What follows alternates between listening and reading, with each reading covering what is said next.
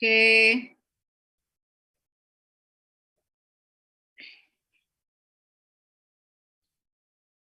Para mahasiswa sekalian, mahasiswa sekalian, mari kita mulai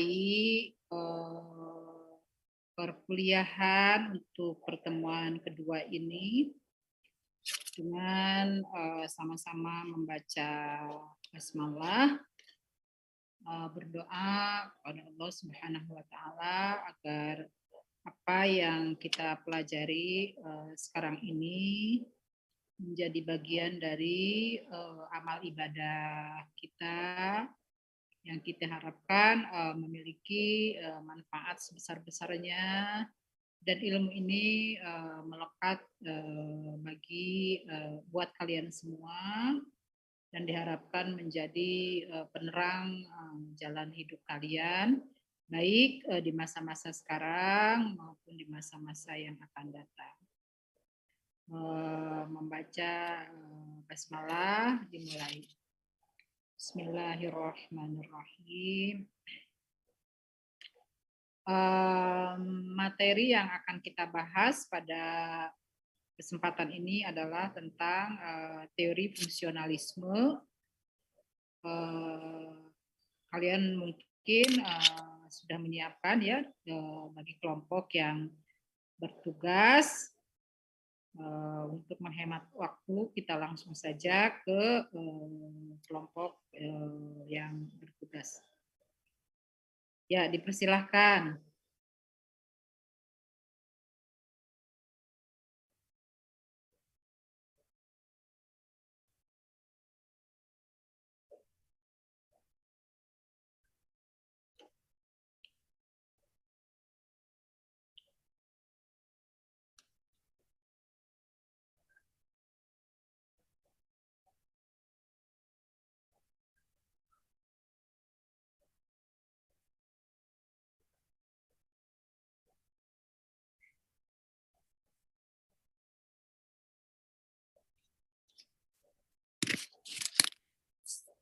Udah bisa dimulai, Bu?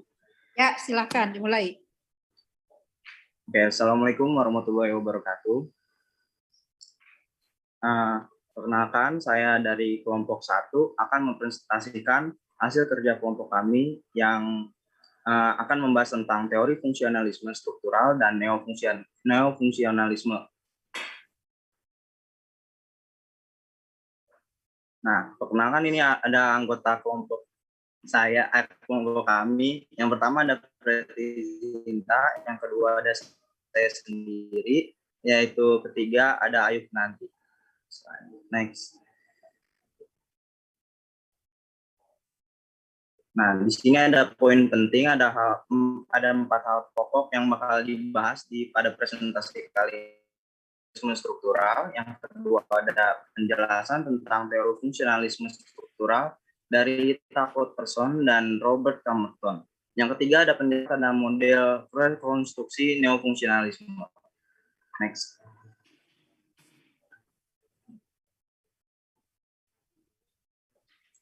Oke.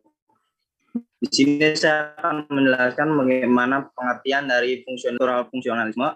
Struktural sosial dan peranata sosial berada dalam suatu sistem sosial yang berdiri di atas bagian-bagian atau ada elemen penting yang saling berkaitan dan menyatu satu sama lain yang dapat mengakibatkan keseimbangan kan pada keteraturan yang dimana mengesampingkan konflik dan perubahan yang ada dalam suatu masyarakat. Selanjutnya mengenai asumsi dasar dari teori fungsionalisme sendiri ini memandang masyarakat sebagai salah satu sistem yang terdiri dari bagian yang saling berhubungan satu sama lain. Jadi itu kalau ada satu bagian yang tidak berfungsi, maka tidak ada hubungan dengan bagian yang lainnya.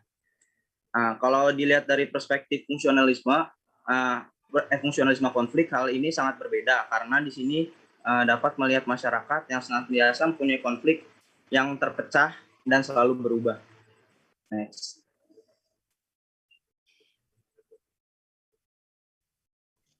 Selanjutnya dijelaskan oleh rekan saya yang bernama Preti. Oke, terima kasih. Selanjutnya ada salah satu tokoh dari fungsionalisme itu adalah Talcott Parsons. Di sini Talcott Parsons ini telah menghasilkan karya teoritis di sepanjang kehidupannya. Salah satu karya terakhirnya itu ya fungsionalisme struktural. Di sini fungsionalisme struktural itu yaitu tentang 4 imperatif fungsional bagi sistem tindakan atau juga disebut sebagai skema agil. Parsons percaya bahwa ada 4 imperatif fungsional yang diperlukan seluruh sistem. Nah, di sini agil itu ada adaptasi, yaitu pencapaian tujuan, ada goals, ada adaptasi, ada goals, ada integrasi, ada latensi. Di sini secara bersama-sama keempat imperatif fungsional tersebut disebut sebagai skema agil. Dengan demikian, agar dapat bertahan hidup, sistem harus menjalankan keempat fungsi tersebut. Next.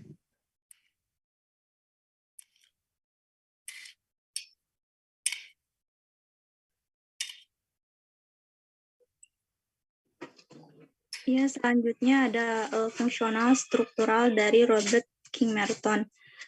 Robert King Merton berhasil menormalkan analisis fungsionalnya. Tujuan utama Merton adalah memberikan garis-garis besar dari satu paduan untuk dapat melakukan satu analisis fungsional yang memadai dan bermanfaat. Oleh karena itu, Merton memulai dengan satu kritik yang sistematis terhadap perdebatan sebelumnya tentang analisis fungsional dengan mengatakan tahap demi tahap bahwa asumsi-asumsi yang paling problematik yang bias didapati di kalangan fungsionalis dari generasi terdahulu, pandangan tentang masyarakat sebagai satu badan yang utuh dan seragam, sikap yang meyakini bahwa setiap tindakan atau proses yang dianalisis harus memiliki sejumlah fungsi tertentu. Next. Oke, di sini saya akan menjelaskan sistem agil secara rinci. Sistem agil sendiri tadi berdasarkan pemikiran dari Talcott Parsons. Yang pertama ada adaptasi. Di sini adaptasi itu maksudnya sistem harus mengatasi kebutuhan situasional yang datang dari luar. Misalnya tuh seseorang harus beradaptasi dengan lingkungan dan menyesuaikan lingkungan dengan kebutuhan-kebutuhannya. Selanjutnya ada goals, yaitu pencapaian tujuan. Di sini sistem harus mendefinisikan dan mencapai tujuan-tujuan utamanya. Yang ketiga ada integrasi. Di sini sistem itu harus mengatur hubungan bagian-bagian yang menjadi komponennya dan harus mengatur hubungan antara ketiga imperatif. Maksudnya tuh hubungan yang AGL tadi. Selanjutnya yang keempat ada latensi, yaitu pemeliharaan pola. Sistem harus melengkapi, memelihara, dan memperbarui motivasi individu dan pola-pola budaya menciptakan dan mempertahankan motivasi tersebut. Selanjutnya di sistem agil ini terdapat juga 4 sistem tindakan yang dikemukakan oleh Parsons sendiri, yaitu ada sistem sosial, ada juga sistem kultural, terus juga ada sistem kepribadian, dan terakhir ada sistem organisme behavioral. Next.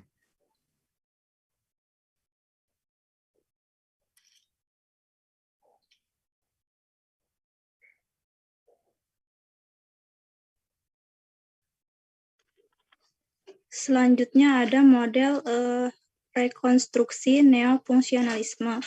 Neofungsionalisme digunakan untuk menandai kelangsungan hidup fungsionalisme struktur, tetapi juga sekaligus menunjukkan bahwa sedang dilakukan upaya memperluas fungsionalisme struktural dan mengatasi kesulitan utamanya.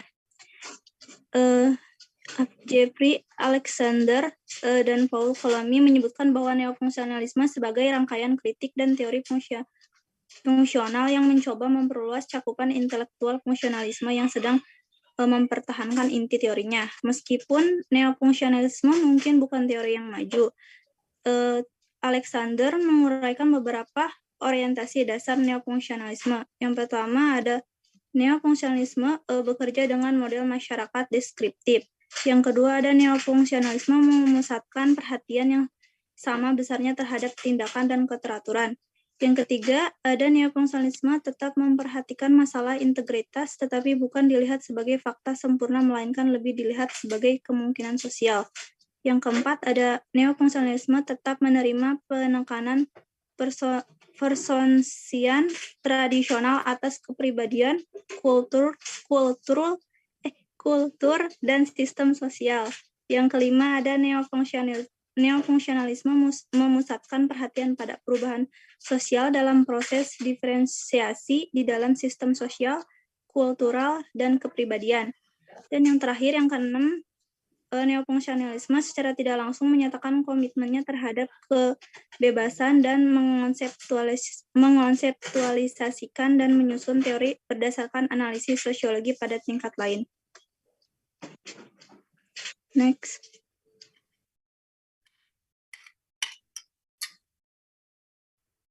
Oke, mungkin sekian presentasi dari kelompok kami. Nah, ada yang ingin bertanya?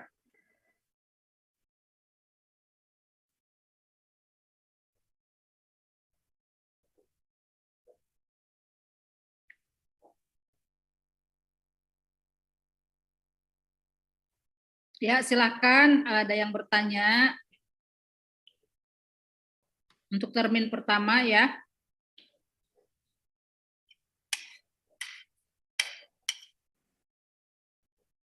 Nanya, masuk nggak suaranya? Iya, ada suaranya. Mau nanya dong, bagaimana konsep agil diterapkan di masyarakat?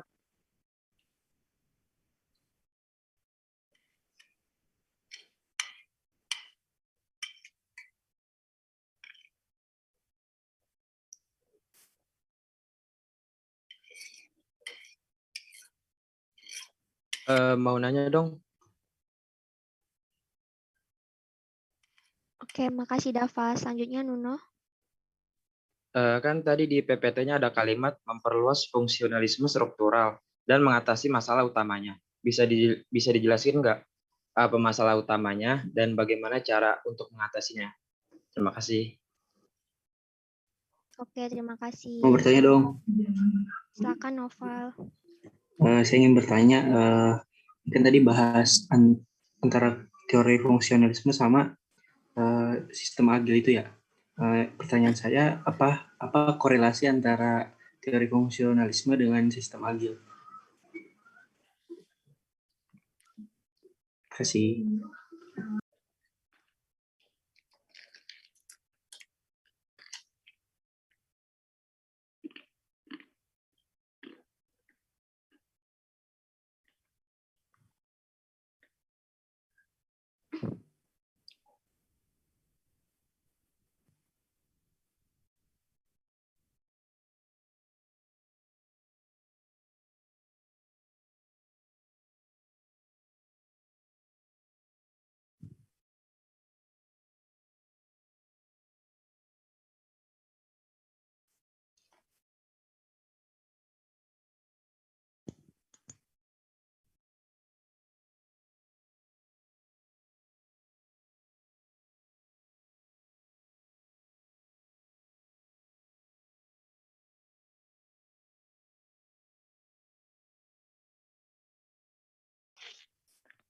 Cek.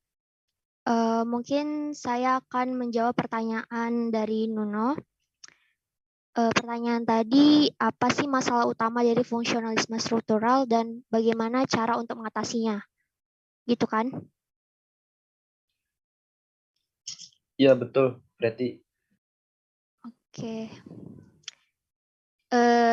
Jadi gini, jadi kan sesuai dengan pengertian struktural fungsionalisme, yaitu struktur sosial dan peranata sosial itu berada dalam suatu keterkaitan dan menyatu dalam keseimbangan. Itu kan pengertian dari struktural fungsionalisme tadi. Nah, jadi tentu permasalahan utamanya itu adalah ketidakteraturan dari seringkali terjadinya konflik maupun perubahan dalam masyarakat. Karena jika kita lihat dari perspektif fungsionalisme sendiri, konflik masyarakat itu sangat berbeda dan selalu berubah-ubah. Terus cara menyelesaikannya mungkin dengan mengedepankan keteraturan dan mengesampingkan setiap konflik yang ada. Contoh nyatanya itu mungkin permasalahan sampah yang ada di Indonesia, yang mungkin dari tahun ke tahun tuh nggak kunjung selesai. Mungkin cara menyelesaikannya itu dengan menggunakan teori fungsionalisme itu. masyarakat dan pemerintah itu harusnya saling bersatu, bersinergi untuk membuat lingkungan yang bersih. Jadi nggak bisa pemerintah doang yang ngasih peraturan, sedangkan masyarakatnya nggak peduli. Begitupun sebaliknya. Jadi balik lagi dengan maksud pengertian tadi, jika salah satu elemen nggak berfungsi, maka akan berakibat dengan elemen lainnya yang tidak ikut berfungsi juga. Itu sih kira-kira. Makasih ya Preti atas jawabannya. Sama-sama.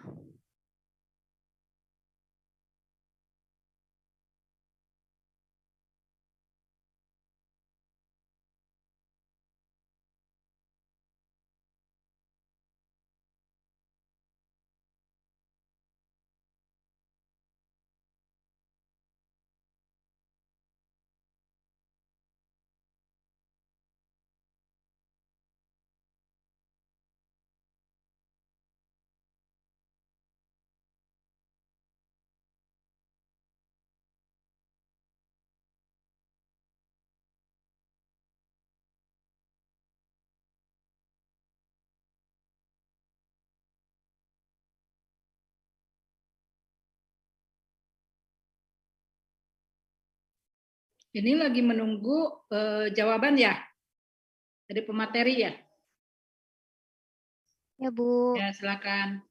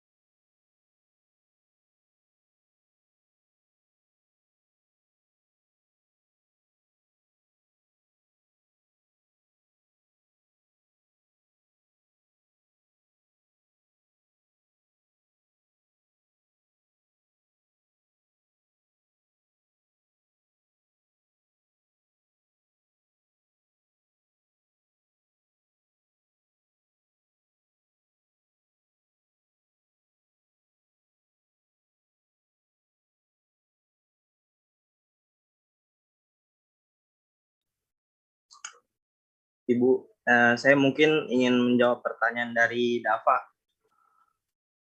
Contoh, apa tadi? Contoh real life ya, dari sistem agil ya. Dav. Jadi Ya, melek dulu gua. Apa? penerapan agil di masyarakat. Oh, mungkin gini kali. Kalau dari tadi tuh nyari contoh nggak ketemu, mungkin gua ngasih contoh aja. Jadi gini, kalau sistem agil tuh ada apa namanya ya?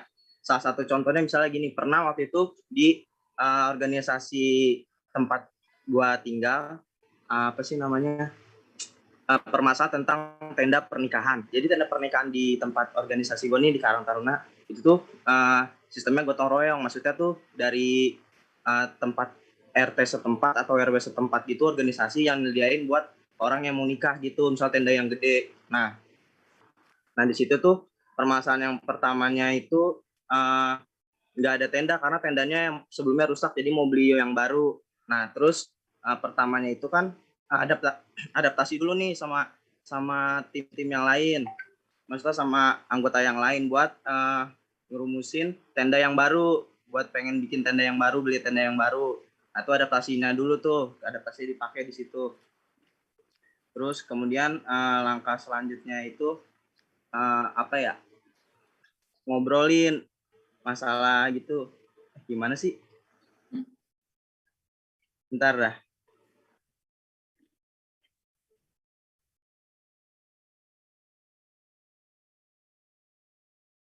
Nah, jadi tuh intinya gini, ngerumusin buat bikin tenda yang baru dari organisasi ini adaptasi dulu sama teman-teman sama tim sekitar.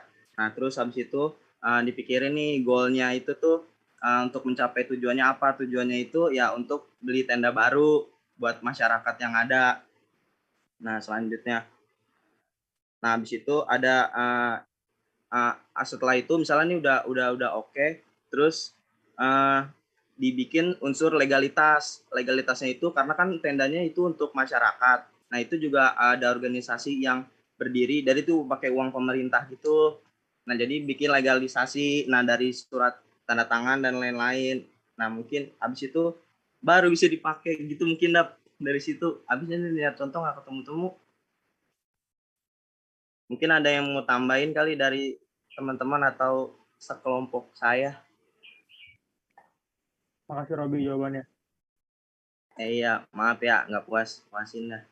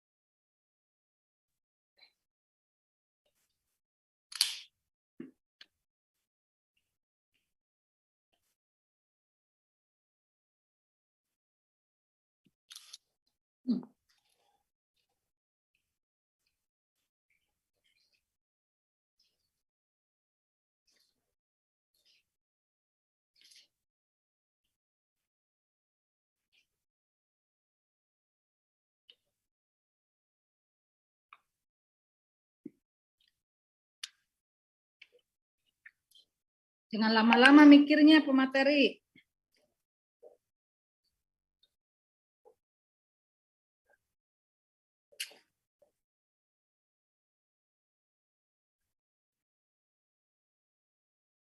Mau nambahin jawaban Dava dong, boleh nggak?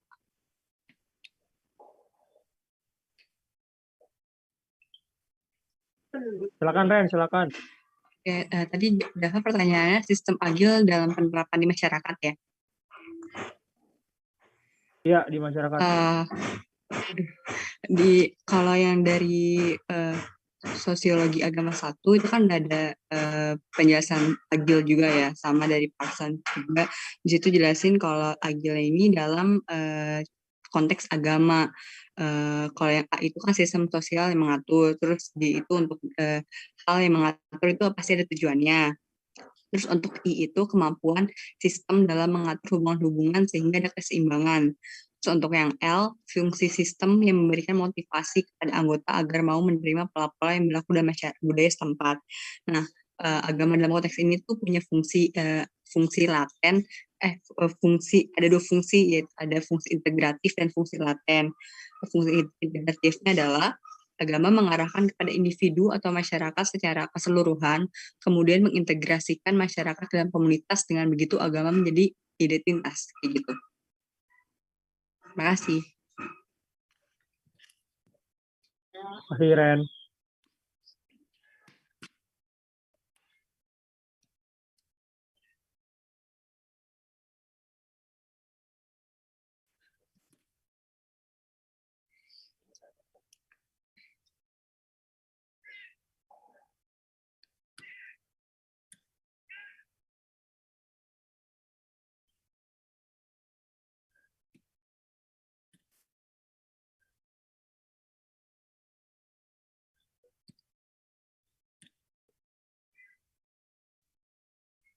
Mungkin itu tadi udah dijawab oleh Iren. Ada tambahan lain mungkin dari teman-teman?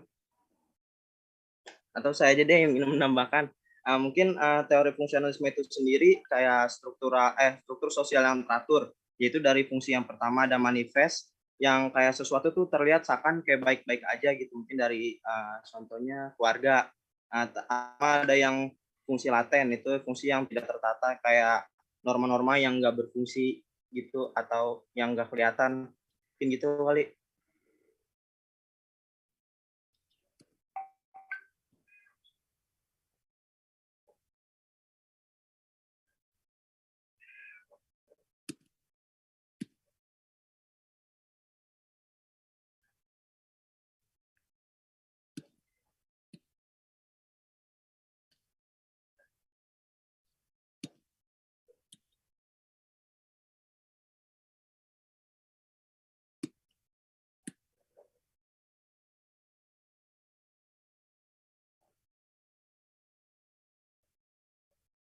Masih tersisa pertanyaannya?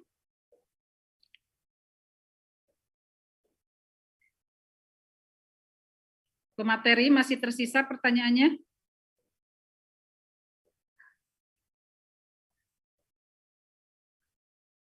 Kalau pertanyaan sudah dijawab, boleh dibuka termin kedua ya.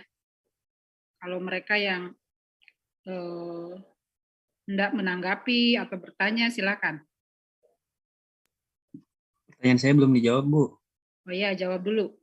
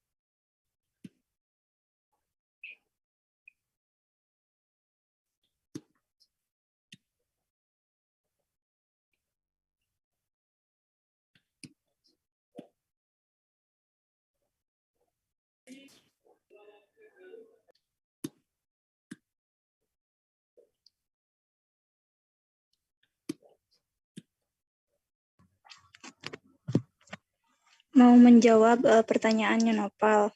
Tadi apa pertanyaannya? Apa korelasi antara fungsionalisme sama sistem agilnya dari Farson?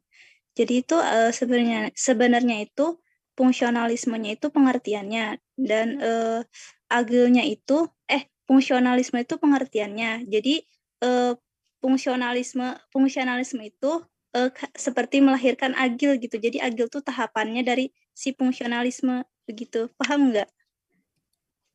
Jadi ada hubungannya, ada korelasi.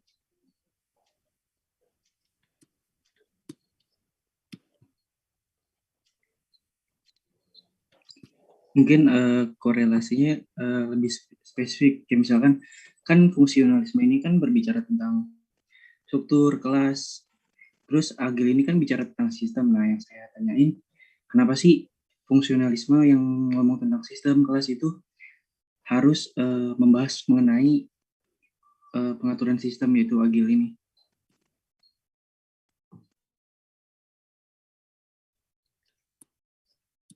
Gini, Tip. Mungkin gini kali ya. Kayak fungsionalisme ini sendiri tuh kayak yang kan dia tuh sebagai pengertiannya nih, sebagai penjelasannya yang menekankan pada keteraturan dan mengabaikan konflik dari permasalahan masyarakat sendiri, karena kan beda-beda gitu.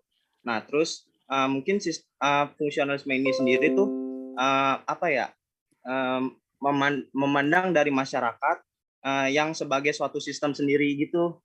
Ngerti nggak? Maksudnya yang bisa jadikan Agil ini sebagai sistemnya ngegerakin fungsionalisme itu sendiri. Nah, jadi tuh fungsionalisme itu tuh saling berhubungan. Nah, kalau misalnya nggak ada sistem Agil, nggak ada yang berhubungan satu sama lain dan nggak nyelesain dari teori sistem fungsionalisme itu sendiri. Mungkin kayak gitu, Tip. Gimana yang jelasin ya? Berarti posisi Agil di sini sebagai panduan ya?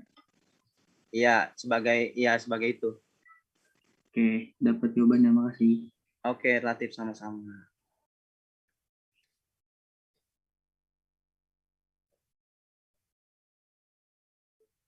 Mungkin saya bakal membuka sesi yang kedua dari Bu Dara. Apa ada yang ingin bertanya lagi?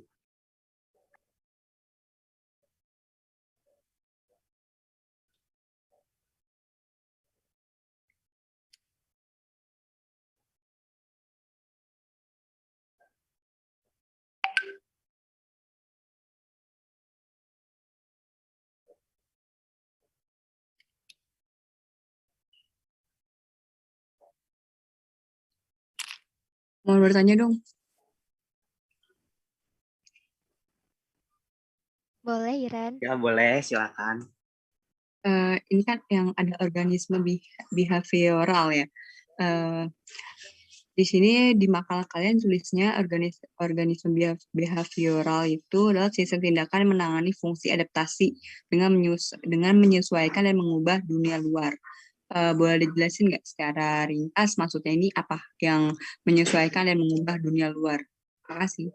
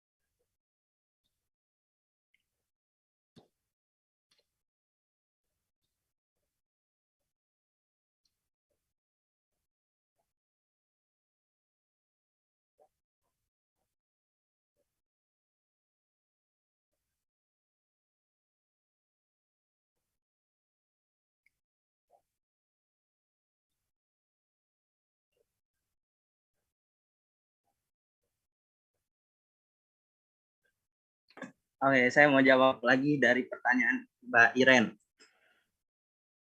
Tadi nanya apa ya? Lupa.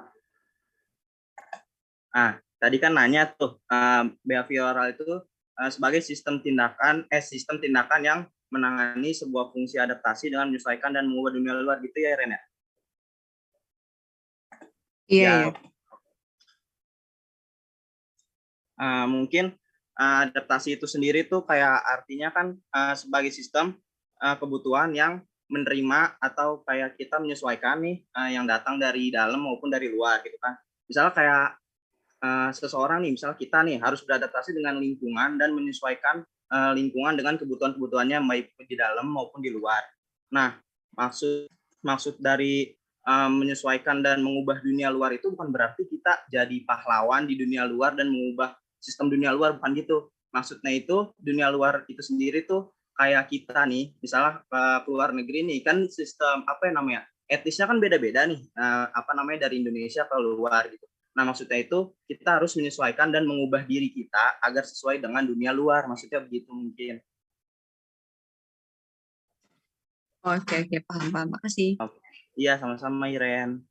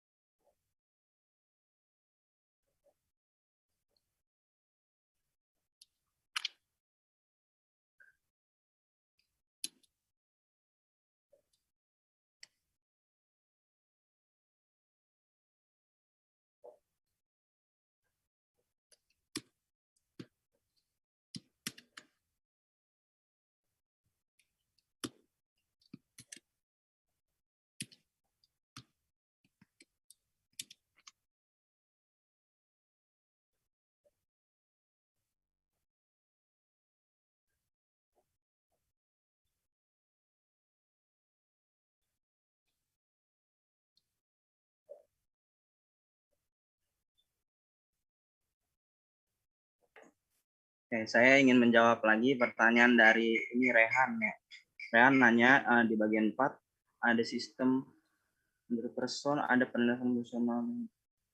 Mungkin gini, kalau misalnya salah satu dari prasyarat atau dari 4 itu yang nggak terjadi, bakalan apa ya namanya? Bakalan nggak tercapainya suatu fungsionalisme itu sendiri. Misalnya nih, kayak sistem fungsionalisme itu nggak bakal jalan dengan baik. Misalnya kayak udah adaptasi misalnya dengan dunia luar atau ini terus nggak nyampe goal, nggak nyampe tujuannya. Nah itu bakalan nggak terselesaikan tuh masalah dari teori fungsionalisme itu sendiri. Nah terus kalau misalnya udah adaptasi juga, udah goal juga, tapi nggak ada legalitasnya, nggak ada kayak pencapaian dalam diri sendiri, kayak apa sih namanya, itu tuh pencapaian yang udah dicapai dari teori fungsionalisme itu sendiri. Mungkin kayak gitu, pokoknya kalau ada yang kurang nggak bakalan terselesaikan dari masalah yang diselesaikan dari teori fungsionalisme itu sendiri. Mungkin gitu kali. Gimana Rehan? Mungkin teman-teman ada yang menambahkan? Iya benar banget kata Robi. Apabila salah satu dari sistem agil ini tidak ada dan tidak berfungsi, itu kan ada di itu integrasi. Integrasi itu kan artinya sistem harus mengatur hubungan bagian-bagian yang menjadi komponennya.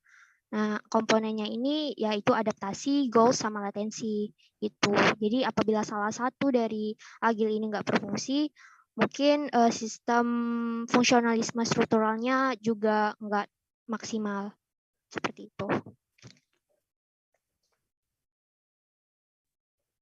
Oke, dari Rehan udah bilang terima kasih. Mungkin saya akan tutup presentasi kali ini. Dan Ibu Nengdara, terima kasih telah mendengarkan presentasi dari kami. Mungkin setelah ini akan dijelaskan lebih rinci secara detail dari Ibu Nengdara agar kita dapat pengetahuan yang lebih dari presentasi dari yang saya sampaikan. Mungkin sekian dari kelompok saya. Assalamualaikum warahmatullahi wabarakatuh. Silakan Ibu. Waalaikumsalam warahmatullahi wabarakatuh. Terima kasih ya untuk presentasinya. Nanti Ibu akan memberikan berbagai klarifikasi dan pemajaman ya terhadap apa yang sudah kalian barusan presentasikan dengan baik.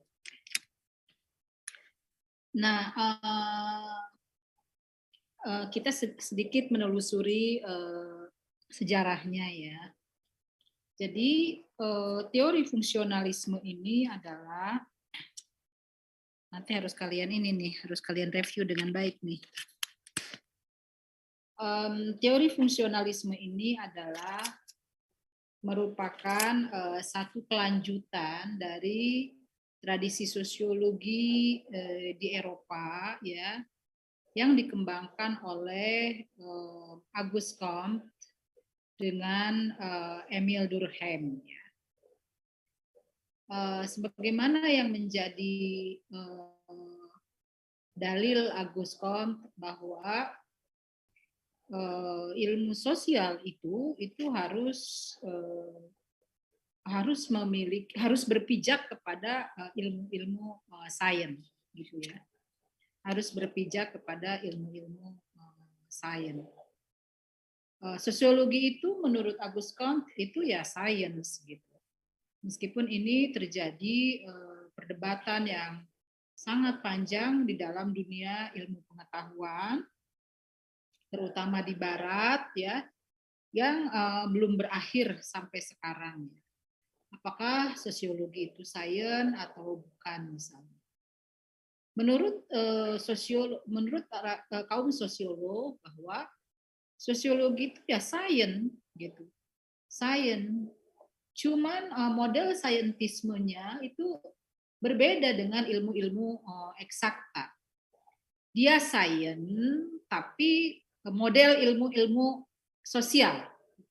Bukan ilmu-ilmu eksakta.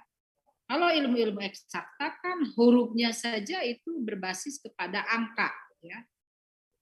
Tapi kalau ilmu-ilmu sosial itu berbasis pada kenyataan empirik, berbasis kepada kenyataan empirik dan itu sains. Nah, ini yang dikembangkan oleh Auguste Comte di awal-awal ya.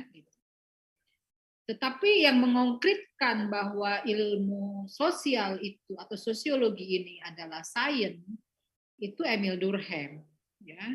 Dengan menggunakan ilmu angka-angka berupa ilmu statistik di dalam berbagai penelitiannya ya. Penelitian yang paling jelas yang dilakukan oleh Durkheim adalah suicide itu ya, yang memang dia berbasis kepada angka-angka di dalam ilmu statistik, di dalam membaca fenomena di dalam atau fakta-fakta di dalam masyarakat. Nah, fungsionalisme ini juga jadi kalau tadi ditanyakan apakah ilmu sosial ini memiliki kemiripan dari ilmu-ilmu alam. Nah, fungsionalisme ini adalah wujudnya. Jadi fungsionalisme ini positivistik, ya, meneruskan tradisi sosiologi Auguste Comte dan Emile Durkheim, dan juga latar belakang Talcott Parsons itu biologi. Ya. Jadi latar belakang Talcott Parsons itu biologi sebelum dia konversi menekuni sosiologi. Gitu. Sebagaimana Ibu pernah sampaikan, mudah-mudahan kamu masih ingat, kenapa kita mempelajari riwayat hidup seseorang tokoh di dalam teori tertentu. Gitu.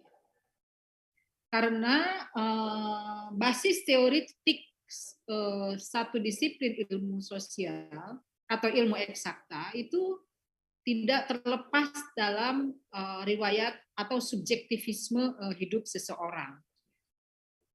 Subjektivisme hidup seseorang. Demikian halnya dengan Talcott Parsons. Dia melahirkan teori fungsionalisme yang berbasis pada organisme manusia atau organisme biologis, karena memang latar belakang dia adalah latar belakangnya biologi, gitu. Nah, sehingga berwujud kepada teori-teori yang dilahirkannya. Itu ya yang harus kalian pahami dulu. Jadi titik tolaknya atau titik berangkatnya kira-kira harus di harus di situ dulu. Nah, teori fungsionalisme ini satu teori yang berpengaruh di dunia. Jadi yang berpengaruh di dunia, sangat kepake ya, sangat kepake, dan banyak para ahlinya ya, sosiolog yang menekuni teori fungsionalisme ini menjadi para penasehat negara-negara gitu. Untuk apa? Apa gunanya si fungsionalisme ini gitu ya? Untuk menjelaskan dan memberikan satu nasihat tentang perlunya keteraturan di dalam masyarakat. Perlunya keteraturan di dalam masyarakat, terutama di berbagai negara. Sebagaimana kita tahu bahwa negara-negara itu, terutama di Eropa, dan ya bukan hanya di Eropa ya, di berbagai negara juga terjadi berbagai konflik sosial. Apakah karena konflik agama gitu, seperti yang terjadi di Timur Tengah ya, yang kayaknya kok nggak ada damai-damainya gitu ya, antara Palestina dan Israel, antara Yaman dengan beberapa negara di Arab, ada organisasi ISIS misalnya kayak gitu. Pokoknya konflik saja kerjaannya gitu ya, kayak begitu. Belakangan misalnya antara Amerika dengan Taliban gitu ya, kayak misalnya dominasi Amerika terhadap Taliban misalnya kayak begitu. Intinya konflik gitu. Nah, teori ini itu menjelaskan tentang atau memberikan satu tesis tentang bagaimana semestinya satu masyarakat itu rukun ya. Satu masyarakat itu rukun dan harmoni gitu. Teori ini sebenarnya menekankan pada itu ya. Apa ininya kata kuncinya gitu ya. Kata kuncinya adalah bahwa tentang sistem sosial. Tentang kata kuncinya adalah sistem sosial. Menurut dia, sistem sosial itu terdiri dari lembaga-lembaga dan institusi-institusi sosial yang di dalamnya saling terhubung, ya, terkoneksi gitu, dan juga untuk mewujudkan keteraturan, untuk mewujudkan kerukunan, dan untuk mewujudkan harmoni. Ilustrasinya adalah kelurahan. Ilustrasinya adalah kelurahan. Kelurahan itu terdiri dari beberapa RT. Kelurahan itu terdiri dari beberapa lembaga yang disebut dengan RT, rukun tetangga. Di kelurahan Ibu misalnya di Pondok Benda Pamulang ini ada kurang lebih 10 RT.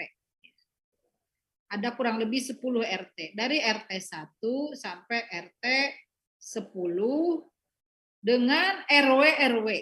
Dengan RW-RW, rukun warga. Institusi sosial itu atau lembaga-lembaga sosial berupa RT itu adalah terhubung satu sama lain. Siapa yang menghubungkan antar RT itu adalah lurah. Si lurah berkoordinasi dengan RT-RT tersebut untuk memastikan para warganya itu apakah aman atau tidak, misalnya gitu. Lingkungannya itu apakah aman atau tidak, misalnya kayak gitu. Tapi intinya ada keterhubungan antara RT-RT tersebut, antara RT-RT tersebut ada keterhubungan. Untuk apa? Untuk terjadi adanya keharmonisan.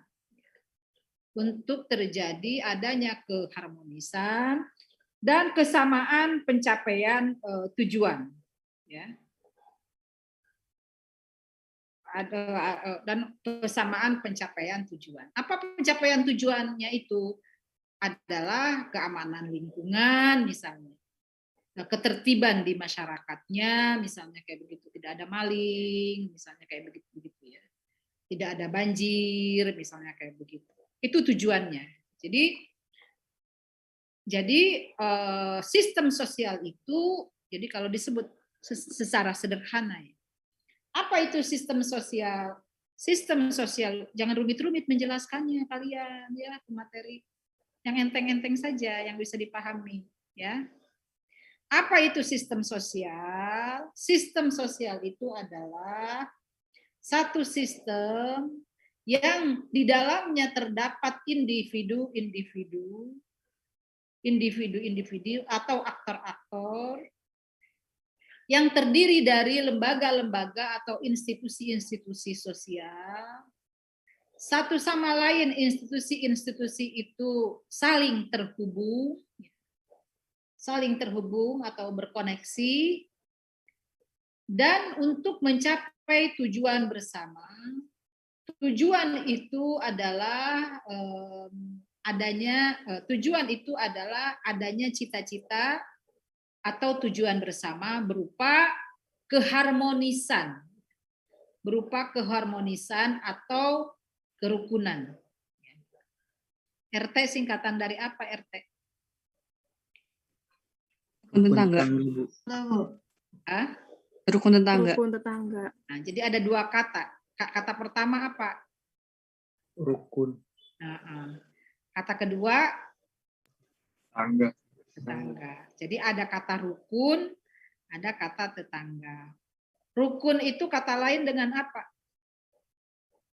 Makna rukun selain makna rukun itu sinonimnya apa? Harmonis. Harmonis. Ya, harmonis. Selain RT itu ada RW. RW itu singkatan dari Rukun warga. Rukun warga. Rukun warga.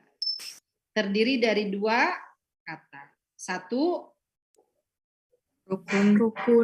Dua, warga. Rukun itu menunjukkan cita-cita kerukunan atau harmonis.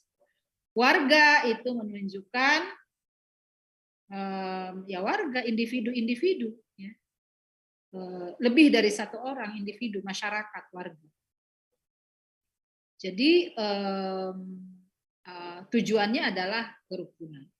Tentu di dalamnya ada norma-norma, ya, norma-norma atau aturan-aturan yang berlaku bagi warga atau bagi para tetangga, kayak begitu ya, bagi para warga dan para tetangga. Itu yang dinamakan sistem sosial. Oke. Sampai sini apakah sudah bisa dipahami tentang sistem sosial? Ibu nih belum akan beranjak nih kalau kalian belum bisa paham itu tentang sistem sosial.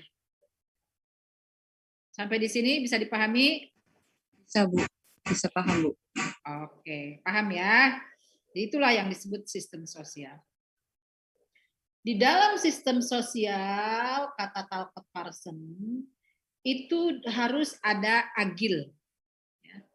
Harus ada agil. Atau agil itu skema yang dibuat oleh Parsons. Atau teori yang dibuat oleh Parsons. Apa itu agil? Agil itu adalah adaptasi. Satu A-nya adaptasi.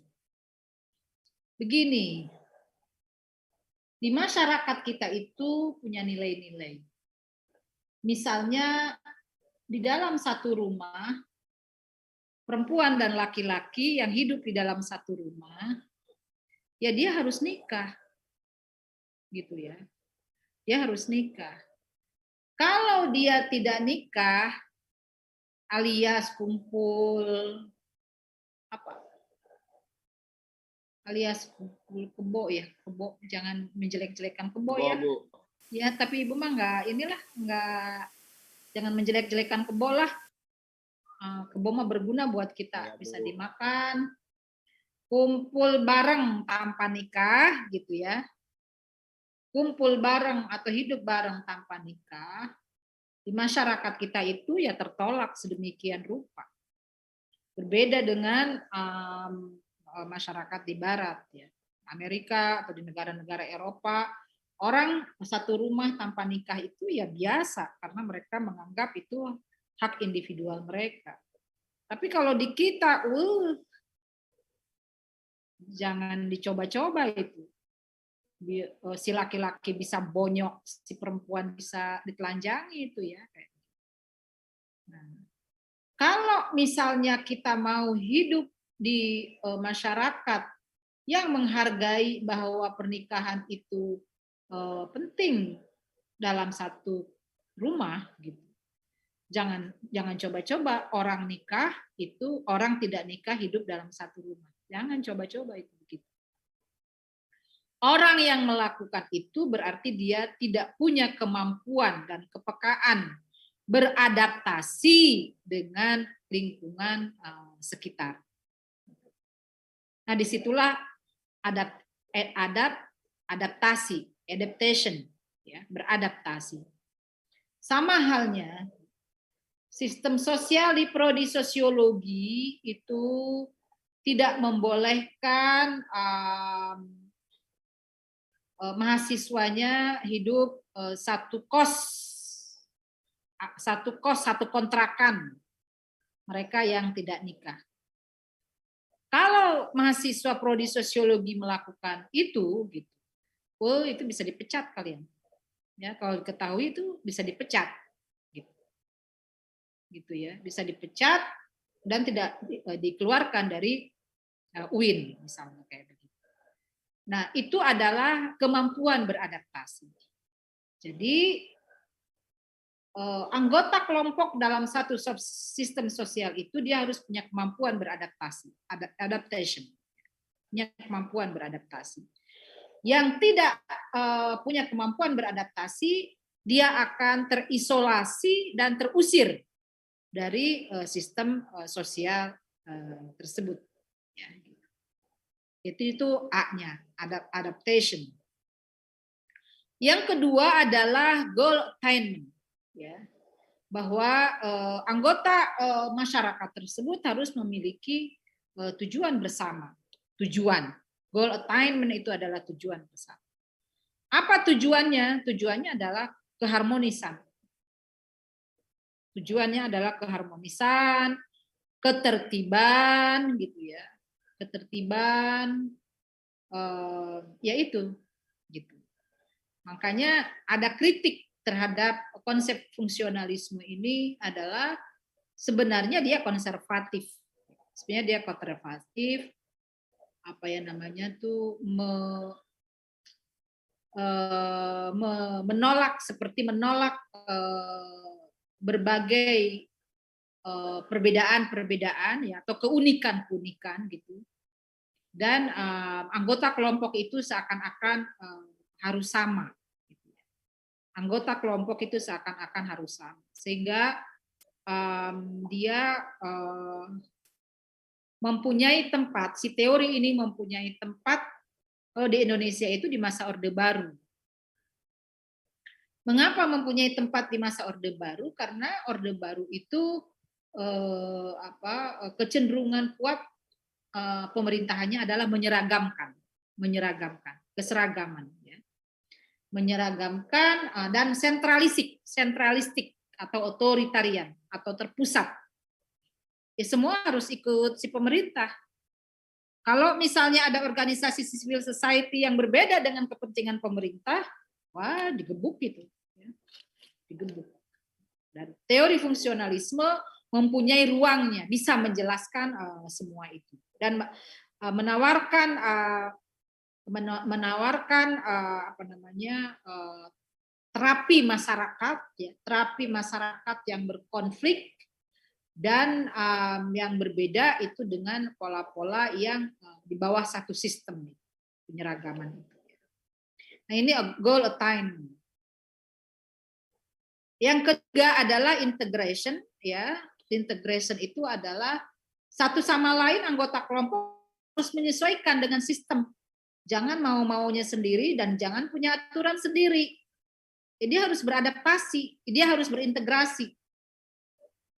Dia harus berintegrasi. Misalnya di dalam satu kelompok perumahan tertentu, ada orang dengan etnis Batak, ada orang dengan etnis Tionghoa, ada orang dengan etnis Sunda, dan ada orang dengan etnis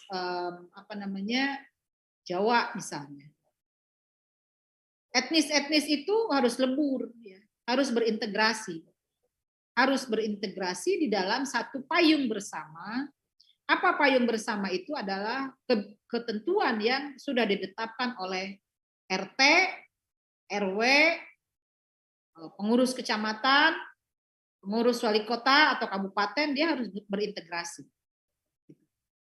Itu integrasi.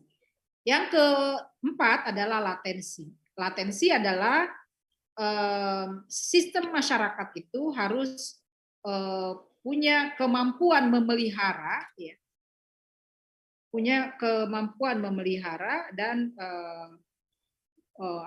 memperbaiki motivasi pola-pola individu dan kultural. Tadi oleh kalian ditanyakan, ya, di antara kalian ditanyakan bahwa apa hubungannya skema agil dengan teori fungsionalisme? Begitu ya pertanyaannya tadi, ya, kalau tidak salah, ya. Gitu bukan? Ya Bu, benar Bu. Ya, Bu. Apa hubungannya skema agil dengan fungsionalisme? Skema agil itu adalah basis teoritik atau teori utama dari fungsionalisme, ya. Skema agil adalah teori utama dari fungsionalisme. Untuk menjelaskan tentang teori fungsionalisme, maka dia harus punya kemampuan menjelaskan tentang skema agil. Kalau ngomong tentang teori fungsionalisme tapi tidak bisa menjelaskan skema agil, itu ya dia nggak bisa menjelaskan, karena kuncinya itu, ya. Kunci teori fungsionalisme adalah skema agil ini. Oke.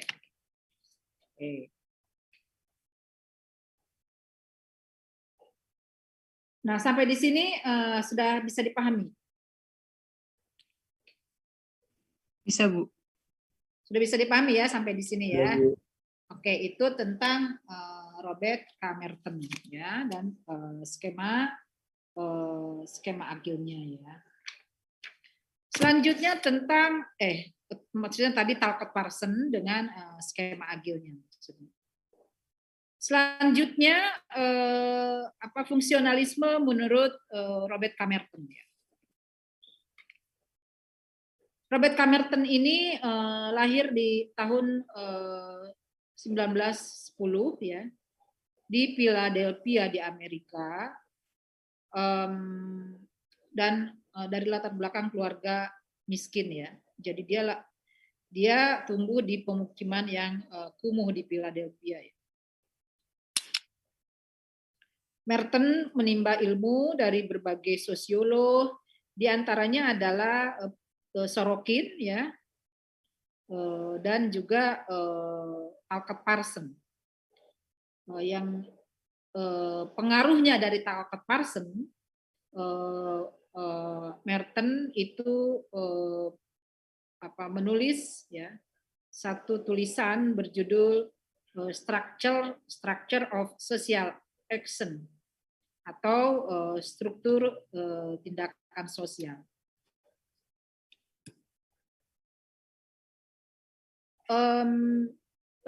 menurut Robert K. Merton ya, struktur sosial itu merupakan serangkaian hubungan sosial yang teratur, sama pandangannya dengan Merton, dengan Parson ya, yang mempengaruhi anggota masyarakat atau kelompok tertentu dengan cara yang lain. Tetapi di dalam masyarakat itu, menurut Merton, ada fungsi manifest dan ada fungsi laten. Fungsi manifest itu seperti begini contohnya ya. Masyarakat di dalam unit terkecil itu keluarga ya. Karena keluarga terdiri dari beberapa orang. Ada ibu, ada bapak, kalau ada anaknya 2 berarti 4. Ya. Kalau anaknya 3 berarti 5. Dia bisa disebut sebagai masyarakat dalam unitnya yang terkecil. Di dalam keluarga itu seakan-akan ada yang baik-baik saja ya, tidak terjadi apa-apa ya, baik-baik saja, tidak terjadi apa-apa gitu. Nah, yang nampak baik-baik saja itu, itulah yang disebut oleh Merton sebagai fungsi manifest. Di dalam RT juga begitu, seakan-akan RT ini baik-baik saja, tidak ada persoalan apa-apa. Rukun-rukun saja semua hidup ini. Ya, kayak gitu. Dalam keluarga juga seakan-akan rukun-rukun saja antara ibu, bapak, dan anak. Tetapi apakah betul rukun? Gitu ya pertanyaan. Tapi apakah betul rukun? Nanti dulu. Di dalam keluarga mungkin terjadi konflik-konflik ya, yang tidak nampak ke permukaan. Konflik itu misalnya ketegangan antara ibu dan bapak ya, atau istri dan suami, karena suaminya berpenghasilan kecil misalnya, sementara kebutuhan keluarga itu besar, tidak sejalan dengan penghasilan yang diperoleh oleh bapak atau suami, sehingga terjadi konflik. Atau bisa juga karena si suaminya pemalas misalnya, sehingga si istri sering jengkel. Atau bisa juga misalnya si suaminya berselingkuh, sehingga sakit hati yang tak tertahankan dari istri itu bisa terjadi, dan itu menimbulkan gejolak di dalam keluarga tersebut. Nah, gejolak-gejolak tersebut yang tidak nampak ke permukaan, itulah yang oleh K. Merton disebut sebagai fungsi laten. Fungsi laten, fungsi yang tidak dikehendaki, tetapi itu terjadi. Ya, kayak begitu. Nah, jadi si K. Merton ini punya tesis bahwa di dalam masyarakat itu ada fungsi manifest yang nampak ke permukaan, tapi juga yang dikehendaki gitu. Tetapi ada fungsi laten, fungsi gejolak di dalam, tetapi dia tidak nampak, misalnya kayak gitu. Nah, Robert K. Merton pun juga dipengaruhi besar oleh Weber mengenai birokrasi modern. Kata Merton, birokrasi itu merupakan struktur sosial yang terorganisir secara rasional dan formal. Birokrasi yang paling sederhana, yang paling kecil adalah di kelurahan. Di kelurahan itu kita ngurus KTP gitu. KTP itu kita harus minta harus ada surat keterangan bahwa kita memang tinggal di satu tempat tertentu gitu. Itu formal. Kita juga harus ada stempel ya, stempel kelurahan dan kecamatan di mana kita tinggal, itu legal namanya gitu. kita juga harus datang ke kelurahan dan kadang-kadang menunggu cukup lama. Itu birokrasi. Birokrasi pun juga suatu kegiatan yang memiliki batas-batas yang jelas. Jadi pembatasannya itu banyak. Ya. Pembatasannya itu banyak. Birokrasi juga mempunyai tujuan-tujuan ya, di dalam organisasi. Tujuan negara itu idealnya itu setidaknya ada 3. Ya. Yang pertama adalah kesejahteraan masyarakat. Tujuan negara itu yang pertama kesejahteraan masyarakat. Yang kedua adalah keadilan di dalam masyarakat. Nah, oleh karena itu kan ada kehakiman, ada pengadilan, ada kejaksaan, ada kehakiman dan lain sebagainya. Yang ketiga adalah keamanan. Oleh karena itu ada TNI, Polri, ada TNI, ada Polri gitu. Untuk apa? Untuk keamanan. Kalau tidak tercapai di dalam masyarakat 3 tujuan itu gagal negara dan akan terjadi chaos. Nah, itu jadi birokrasi itu punya tujuan. Jabatan-jabatan di dalam organisasi itu diintegrasikan ke dalam struktur birokratis. Status-status dalam birokrasi tersusun ke dalam susunan yang bersifat hierarkis. Birokrasi itu hierarkis. Jadi kalau RT sudah diperintah oleh lurah, siap komandan. Kalau orang tidak mau diperintah-perintah, jangan jadi birokrat. Kalau orang nggak mau diperintah-perintah, jangan jadi birokrat. Jangan jadi pegawai negeri juga, gitu ya. Sebab namanya pegawai negeri ya harus patuh kepada aturan-aturan ya. Dan yang formal. Ya. Nah, biasanya kalau birokrat sudah tidak menjabat lagi, sudah nggak diwongke sama orang, gitu ya. Dulu SBY waktu jadi presiden, sama siapapun dihormati, sama sama siapapun dihormati, kemanapun diiringi, ya, kemanapun disambut. Sekarang mah dicuekin, ya, cuekin sekarang. Kelak Jokowi juga begitu. Makanya jangan mau orang menghormati itu karena jabatan kita. Kita harus dihormati karena diri kita sebagai manusia yang memang pantas dihormati. Kalau orang punya jabatan ya, kalau jabatannya 5 tahun ya 5 tahun itu aja. Sementara kita hidup misalnya 60 atau 7 tahun, punya jabatan paling 5 atau 10 tahun gitu. Ya habis itu nggak dihormati lagi sama orang. Tapi kalau orang menghormati karena memang orang itu agung dan mulia, ya sepanjang hidupnya akan dihormati. Jadi status-status dalam birokrasi tersusun ke dalam susunan yang bersifat hierarkis. Berbagai kewajibannya serta hak-hak di dalam birokrasi dibatasi oleh aturan-aturan yang terperinci, ya. Itu pasti punya aturannya di dalam negara, di perusahaan juga ada aturannya. Kekuasaan itu pada jabatan bukan pada orang, gitu ya. Hubungan-hubungan antar orang-orang dibatasi secara formal.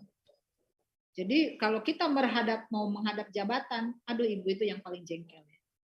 Misalnya kalau mau ketemu sama bupati misalnya, wah itu mesti antri tuh, malas banget gitu ya. Padahal si bupati itu temen ibu misalnya kayak gitu.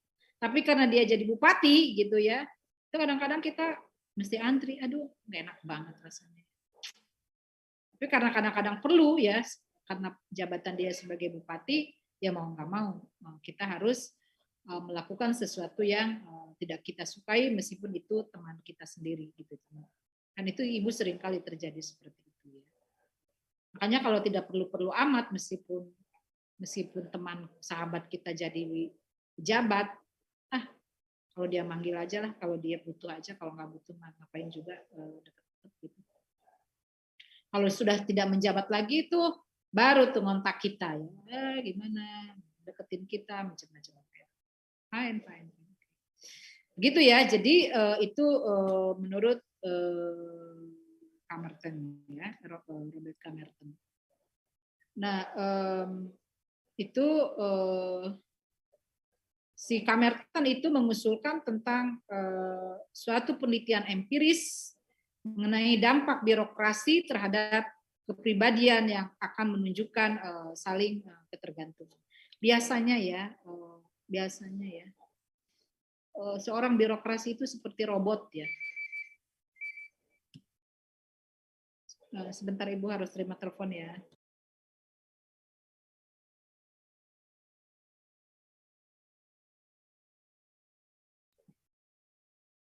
Biasanya birokrat itu dia seperti robot ya. Gitu. Karena apa? Karena hidupnya itu apa ya? Kurang manusiawi gitu. Jadi patuh pada aturan gitu ya. Patuh pada aturan. Dia sendiri diperintah-perintah gitu, kayak begitu. Ya begitu ya, dan itu dijelaskan oleh Robert Camerton dengan sangat baik. Nah, tadi ditanyakan ini yang terakhir. Tadi ditanyakan apa bedanya neofungsionalisme dan neofungsionalisme. Apa bedanya fungsionalisme dan neofungsionalisme? Neofungsionalisme itu merupakan kritik terhadap fungsionalisme, tetapi kritik ini adalah untuk memperbaiki teori fungsionalisme itu sendiri. Jadi si neofungsionalisme ini melanjutkan teori fungsionalisme, tetapi di dalamnya tuh ada kritik terhadap fungsionalisme. Apa kritiknya? Kritiknya adalah menurut si neofungsionalisme yang nggak sekaku-kaku amat, kayak begitulah sistem sosial itu. Gitu.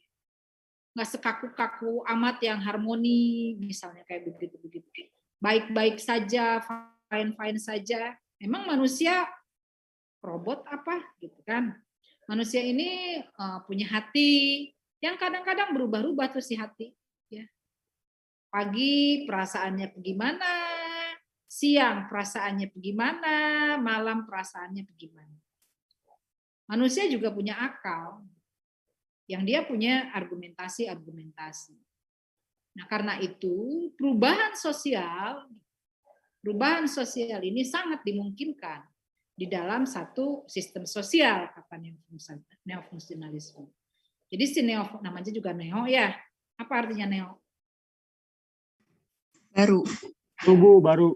Iya, baru. Jadi fungsionalisme berwajah baru.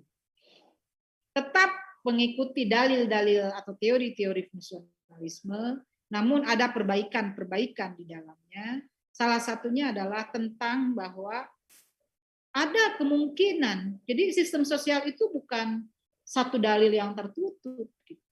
Sistem sosial yang harmoni itu bukan satu dalil yang tertutup. Dia sangat terbuka untuk terjadi adanya perubahan sosial di dalam masyarakat. Ya, seperti itu para mahasiswa dan mahasiswi sekalian. Mudah-mudahan bisa dipahami ya.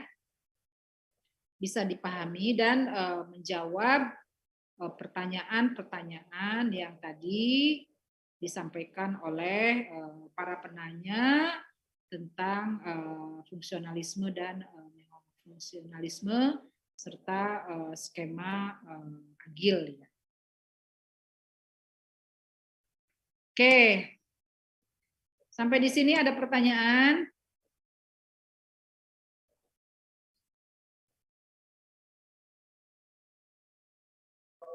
Cukup sepertinya, Bu. Ini ya, paham ya? Sudah paham ya? Sudah, Bu. Paham, Bu. Jelas ya? Jelas terang benderang ya? Pokoknya Ibu ingin kalian apa ya, memang paham gitu, paham alurnya, paham gitu ya, dan mengapa teori neofungsionalisme ini lahir gitu. Jadi teori neofungsionalisme ini lahir itu karena melihat kondisi masyarakat yang kok sering konfliknya daripada teratur dan harmonisnya gitu. Tetapi nanti teori fungsionalisme ini karena dia sangat berpengaruh ya, dia besar gitu. Orang besar itu tidak luput dari kritik. Orang besar itu tidak luput dari kritik. Kalau kalian tidak ingin dikritik, jangan melakukan apa-apa dan jangan jadi apa-apa. Ya. Coba orang biasa ada yang mengkritik enggak? Enggak ada. Orang yang tidak berkarya apa-apa ada yang mengkritik enggak? Enggak. Jadi karena dia besar, dia juga mendapat kritik dari banyak teori, diantaranya adalah teori konflik sosial yang nanti minggu depan akan kita pelajari, dari teori postmodernisme nanti juga yang akan kita pelajari gitu ya. Ini teori fungsionalisme ini memperoleh kritik banyak dari para para pencetus teori-teori sosiologi lainnya. Oke, kalau sudah dipahami oleh kalian, sebelum kita mengakhiri, sebagaimana yang selalu Ibu minta ya, kalian harus ada yang mereview apa-apa yang menjadi apa-apa yang sudah kita bahas pada sore hari ini. Silakan ada yang mereview. Saya, Bu, boleh, Bu? Ya boleh, silakan. Saya mau mereview yang bagian Talcott Parsons, di mana menurut dia teori fungsionalisme itu teori yang menjelaskan dan memberikan nasihat untuk memberikan keteraturan. Salah satu tujuan teori ini yaitu mengharapkan agar masyarakat rukun. Kata kunci tentang teori ini yaitu tentang sistem sosial, yang mana isinya itu lembaga dan institusi sosial yang saling terhubung, yang memiliki tujuan untuk mewujudkan kerukunan dan harmoni. Contoh dari Agil itu salah satunya lurah yang berkoordinasi dengan RT-RT, di mana adanya keterhubungan di antara RT-RT tersebut, yaitu tujuannya terjadinya keharmonisan dan kesamaan tujuan. Tujuannya itu terwujudnya keamanan seperti tidak ada maling dan lain-lain. Terus pengertian sistem sosial yaitu gabungan individu yang memiliki institusi sosial yang saling terhubung untuk mencapai tujuan bersama berupa keharmonisan dan kerukunan. Terus anggota kelompok harus mempunyai kemampuan beradaptasi dengan sistem sosial itu yang bagian adaptasi. Contoh adaptasi misalnya tidak boleh ada hamil di luar nikah, terus tidak boleh ada satu kosan. Jadi anggota kelompok itu harus beradaptasi dengan peraturan tersebut. Terus yang integrasi tidak boleh ada peraturan sendiri, misalnya ada etnis-etnis, nah mereka itu harus berada dalam satu payung. Terus mengenai latensi harus mempunyai kemampuan memelihara dan memperbaiki. Dan tadi Ibu juga bilang Agil ini merupakan teori utama dari fungsionalisme. Itu Bu dari saya, Bu. Oke, ada yang mau melengkapi Noval? Saya, Bu. Ya, silakan Irenka. Saya mau menjelaskan yang fungsionalisme Merton. Robert Carl Merton lahir pada tahun 1910 di Philadelphia, Amerika Serikat. Ia lahir di sebuah pemukiman kumuh. Ia menimba ilmu sosiologi. Menurut Robert K. Merton, struktur sosial merupakan serangkaian hubungan sosial yang teratur yang memengaruhi masyarakat. Dalam struktur sosial tersebut ada fungsi manifest, yaitu fungsi yang nampak dan dikehendaki, dan fungsi laten yang fungsinya tidak dikehendaki dan tidak nampak. Fungsi manifest contohnya adalah keluarga yang merupakan unit terkecil di masyarakat. Dalam keluarga tersebut mungkin terlihat baik-baik saja, tidak ada salah, tetapi pada kenyataannya mungkin saja ada konflik atau ada konflik. Nah, konflik tersebut disebut dengan fungsi manifest. Itu. Robert K. Merton juga membahas terkait birokrasi modern. Birokrasi yang paling kecil adalah kelurahan, seperti birokrasi mengenai meminta tanda stempel kelurahan untuk sebuah keperluan formal. Lalu di birokrasi juga merupakan satu kegiatan yang memiliki batas-batas. Ada 3 tujuan negara. 1, kesejahteraan masyarakat. 2, keadilan masyarakat. 3, keamanan masyarakat seperti adanya TNI dan Polri. Kalau tidak tercapai 3 hal tersebut, maka negara gagal dan chaos. Jabatan-jabatan dan organisasi diintegrasikan dalam birokrasi. Birokrasi itu hierarki, gitu. Merton saudara. Oke, apa bedanya neofungsionalisme dan fungsionalisme? Neofungsionalisme adalah kritik terhadap fungsionalisme, tetapi untuk memperbaiki teori dari fungsionalisme itu sendiri. Kritiknya adalah sistem sosial itu tidak sekaku yang harus harmoni dan baik-baik saja. Manusia memiliki akal dan argumentasi yang mengakibatkan terjadinya perubahan sosial gitu. Sistem sosial itu bukan suatu dalil yang tertutup, dia terbuka dengan perubahan masyarakat.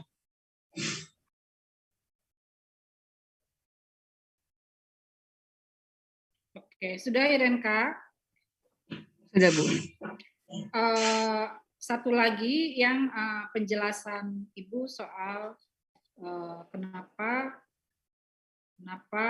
fungsionalisme mengambil basis teoretiknya dari organisme biologi manusia.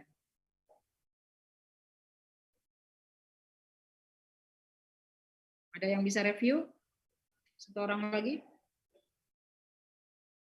Dava, kamu mau menjelaskan? Saya yang awal-awal kurang mendengarkan, Bu. Jadi ngacak, Bu. Catatnya, Bu. Siapa? Ini ya, Bu, yang tentang fungsionalisme lahir karena masyarakat memiliki banyak konflik. Ya. Saya nyatetnya itu doang sih, Bu. Enggak, bukan. Fungsionalisme penjelasannya seperti penjelasan fungsionalisme itu mengambil dari organisme biologi manusia. Itu kenapa? Karena person latar belakangnya biologi ya, Bu? Ya, tapi selain itu kan ada penjelasan yang lain. Aduh, ada lagi saya itu doang, Bu. Siapa yang bisa menjelaskan? Yang ini bukan, Bu, basis teoretik suatu ilmu selalu berkaitan dengan latar belakang hidup. Ya, coba kamu jelaskan. Saya nyatet itu doang, Bu, yang tadi saya bilang. Yang kalau yang ini. Siapa yang bisa mereview soal itu? Tentang pertentangan antara ilmu-ilmu sosial dengan ilmu eksakta sebagai sains. Saya mau coba, tapi cuma sedikit. Ya, saya nggak apa-apa. Ya, coba kamu, Nisa. Oke, jadi teori fungsionalisme itu kan merupakan kelanjutan dari tradisi sosiologi di Eropa oleh Auguste Comte dan Emile Durkheim. Terus ilmu sosial itu harus berpijak pada ilmu sains. Nah, sosiologi itu menurut Comte itu ilmu sains yang dan di sini menjadi perdebatan apakah sosiologi itu benar ilmu sains atau bukan. Tapi para ahli sosiolog itu menganggap bahwa sosiologi itu sains, tapi dengan model ilmu sosial yang bukan seperti ilmu eksak, tapi berbasis pada kenyataan empirik menurut Auguste Comte. Terus yang mengkonkretkan bahwa sosiologi itu sains itu Durkheim, berupa ilmu statistik pada penelitiannya, yaitu suicide. Terus karena juga latar belakang Talcott Parsons itu biologi sebelum konversi ke sosiologi. Gitu aja sih, Bu. Oke, itu review kalian ya, yang